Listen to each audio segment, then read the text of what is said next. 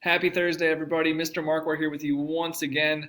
Today we are finishing 5.1.1. We are introducing exponential growth. Going to get a lot more talk about rabbits here in just a minute. A couple announcements before we do that. Homework collection number 6 is going to be posted today if it's not already open when you're watching this, so please make sure you get that submitted. It's the homework from last week, Thursday, and then this past Tuesday. So please make sure you have that stuff done and ready to turn in. Also, yesterday we had our formative quiz number 5. So please make sure you get that taken care of as well. Probably in the grade book already, depending on who your grading teacher is. So please make sure you get that taken care of. And then something to look forward to. On Monday, we've got our Chapter 4 test. So make sure that you are ready to go with that. Again, if you want to study for that, the homework is a great place to look. Make sure that your homework is done, it's finished, the answers are correct.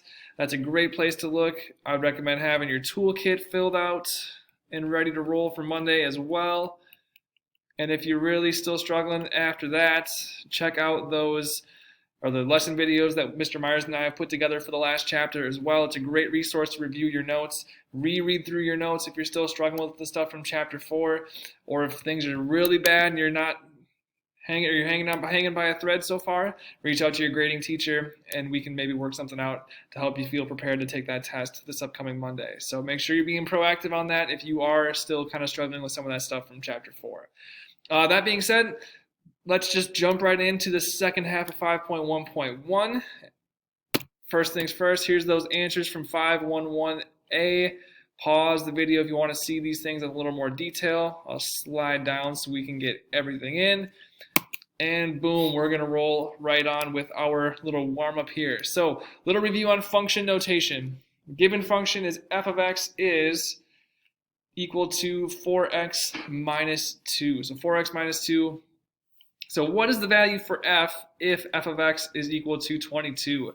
So when we think back to function notation, when we think or see f of x, that really means the same thing as y. So we can kind of think about this term as a variable. So we know that f of x is equal to 22. We want to solve for x. So we can say for this one that 22 is equal to 4x plus 2, and now we got to solve for x because we're trying to find what is x.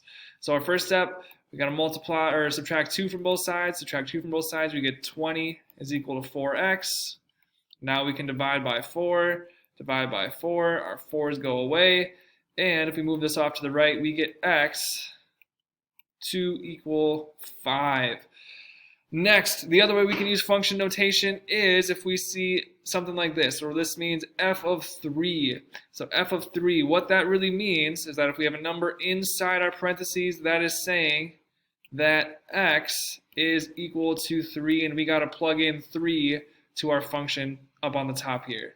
So this one is saying f of 3 is equal to 4 times 3, and then plus 2. So if we evaluate this, 4 times 3 is 12, plus 2, so f of 3 is going to be 14. Good little review on function notation. That stuff's going to start creeping back up as we go through Chapter 5, so make sure that we are, again, being proactive if you're getting confused, seeing function notation in the notes or in the homework as we go through this chapter. All right, so moving on, again, back to 5.1.1. On Tuesday, we talked about Of Mice and Men and Lenny and George wanting to raise as many rabbits as possible. So we started with having 2 rabbits, and then each rabbit after every month, or each pair of rabbits would have 2 babies. And we ended up getting a number that was like 8,192 rabbits or something along those lines, following that pattern. Again, where we had started with 2 rabbits, and we added 2 rabbits for every single pair for every month, which meant that our overall pattern, the amount of rabbits per month, was going up by a factor of 2. So what we really did was we multiplied the previous month's total by 2 to get the new month. So when we are looking at 5.3, again, we did case number 2 on Tuesday in class. So what we started to figure out or started to look at, I'm going to move my head out of the way so we can see the charts, is if we wanted to raise as many rabbits as possible, so we're looking at a couple different options. One would we get more rabbits if we started with a large number of rabbits? And as we saw in case number 2, that was absolutely the case. So we had the same growth where between every term we took the previous one, multiplied it by 2 to get to the next term in our table, and same thing all the way down. We started with a bigger number in case number 2 where we had started with 10 rabbits, again adding 2 babies per month per pair. So then we ended up with a total of 40,960 rabbits after a year. So compared to like the almost just over 8,000 from our initial one, that was quite the jump. So now today we want to look at the thing that's highlighted in green, which is what happens if we change the rate at which those rabbits reproduce. If they maybe have 4 babies a month or 6 babies a month, is that number going to get a lot bigger, or is it going to be smaller than what we had before? So let's take a look at case number 3 and see what happens here. So case number 3, we're going to start with 2 rabbits, and then every single pair has 4 babies per month. So if we start with 2 rabbits, I'm going to put a couple of green dots in this table. We're going to make a diagram first, so I'd recommend pausing the video so we can make our table and then follow along. So we're starting with 2 rabbits. We got 2 green dots to represent our original 2 rabbits.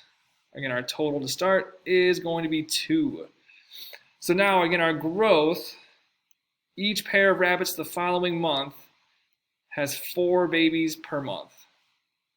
So in month number 2, after the first month, again, month 0 is when we are starting our study.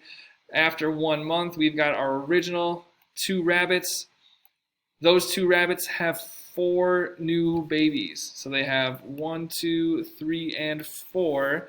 So now if we add all those together, we've got a grand total of 6. Let's see what happens when we go to 2 months. So when we go to 2 months, now assuming that all the rabbits are still with us, that we have 6 parents, so 3 sets of parents, and that each one of those sets has 4 babies. So we've got to put 4 dots under all of these. 1, 2, 3, 4. 1, 2, 3, 4. 2, 3, and 4. So we got 3 groups of 6. If we add all of those together, we're going to get 18 rabbits after 2 months. All right, let's do 3 months. Let's see if we can squeeze it in there.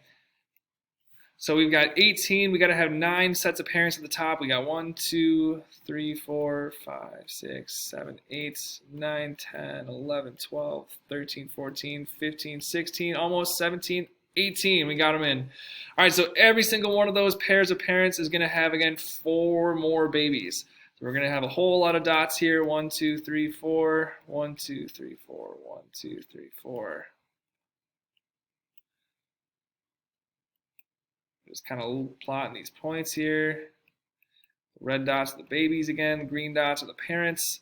So if we add all of these up, we got 6 9 times. So 6 9 times is going to get us 54. So I don't know if I want to do the next one because I don't think I'm going to be able to fit that many dots on the page. But if we look between our terms here, do we have a pattern? And hopefully we can all see a pattern starting to emerge. We got 6, we've got 18. We're going to move this stuff over to our table. So as we go from month to month, we have 2, we're going to 6, we're having 6, we're going to 18. We have 18, we're going to 54. If we try to find a common multiplier in between there, kind of like we did with the first 2, we're multiplying the previous term by 2. Hopefully we can kind of see that we're multiplying the previous term here by 3 to get to the next one in row. So 2 times 3 is going to get us to 6. 6 times 3 gets us to 18. And 18 times 3, if we go down to 3 months, is going to get us to 54. So we're taking the previous term, multiplying it by 3 to get our next one. And then if we follow that pattern all the way through, we should be able to fill out our pattern or our table. And it should look something like this, where 54 times 3 is going to be 162. 162 times 3. Oops, let's get that. Let's fix that one. Not quite sure what happened there. 162 times 3 is going to be 486. 1458 is 486 times 3. And I'm going to have you fill out the rest of this one. We're going to pause the video just for a quick second, and I'm going to fill it in. You can check your work in just a second. To get our entire table filled out, we should end up with something that looks like this. Again, multiplying that previous term by 3 to get our next one. And after a year, if Lenny and George have rabbits, or if they start with 2 rabbits and each pair has 4 babies a month, they're going to end up with 1,062,882 rabbits after 1 year, which is a whole bunch of rabbits. That is way more than what we had on the last page, where we ended up with just over 40,000. So again, I think the higher the rates, or the higher the multiplier, the faster and faster we're going to increase. So let's test that. So if we increase the number that we're reproducing by, how much faster is that number going to grow after a year? That's what we're going to test with case number 4 in the next page. So again, this time we're still starting with 2 rabbits, but now we are increasing by 6 every single month. So let's make our diagram again. This one's probably going to grow pretty quickly. Again, we're starting with 2 rabbits, 2 little green dots right there. Every single pair has 6 babies every month. So after a month, we saw those original 2 rabbits. Those 2 end up having 6 babies. So now we add all those up. 2 plus 6 is going to be 8. Awesome. Next, after 1 more month, now we got 8. So we got 4 sets of parents. 1, 2, 3, 4, 5, 6, 7, 8. Each one of those sets has 6 kids. So let's draw those 6 kids in.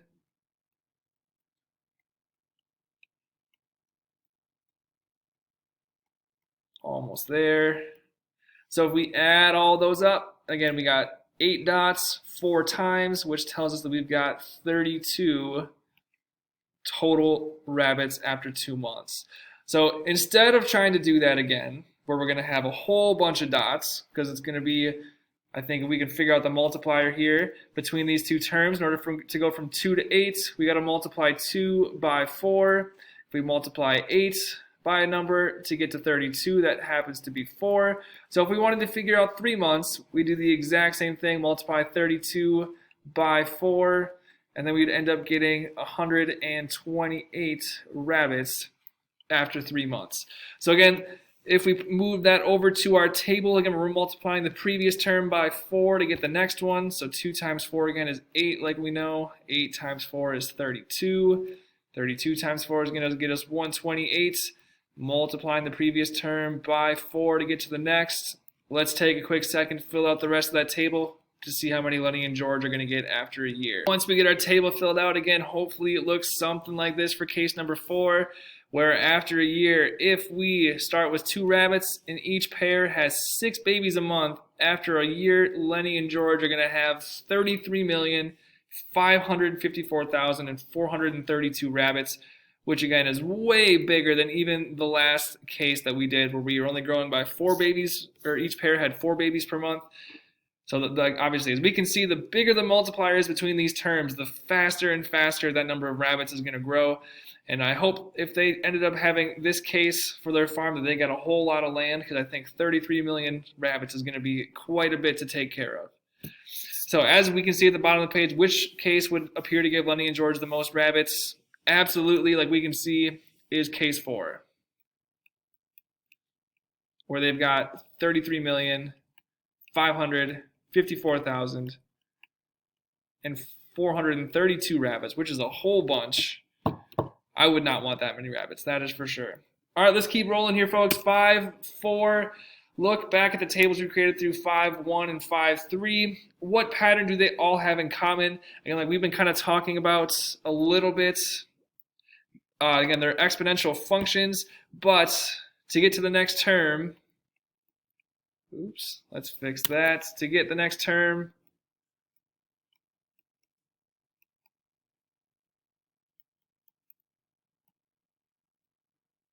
we multiply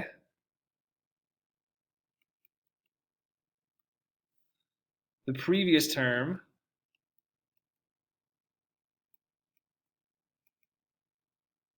by a set or by a constant multiplier. So for example, again, we had something that was like multiplied by 2, multiplied by 3, multiplied by 4, and that was consistent for each one of our cases. So usually you pick one and you roll with it, and that's how we would find the next term in our exponential functions. So if we want to see what this looks like on a graph, again, where our numbers get bigger and bigger and bigger and bigger as we go further to the right, we've got an example of this on the back side of our last page here for 5.4 part B. Again, we're going to look at the case data for case number 2. Case number 2, where again, if we look at that table, we had at 0 months, we had 10 rabbits. 0 months, we had 10 rabbits. On our graph here, the number of months is our X, the number of rabbits is our Y. So I'm just going to plot these points. We had 0, 10 for our first point, which puts us right about there. For at 1 month, we had 20. At 3 months, we had 80 rabbits. Or sorry, at 2 months, we had 40 rabbits. I'm skipping ahead of myself here. 2 months, we had 40. 3 months, we had 80, which would put us right about here. At 4 months, we had 160, which means that is going to be right there.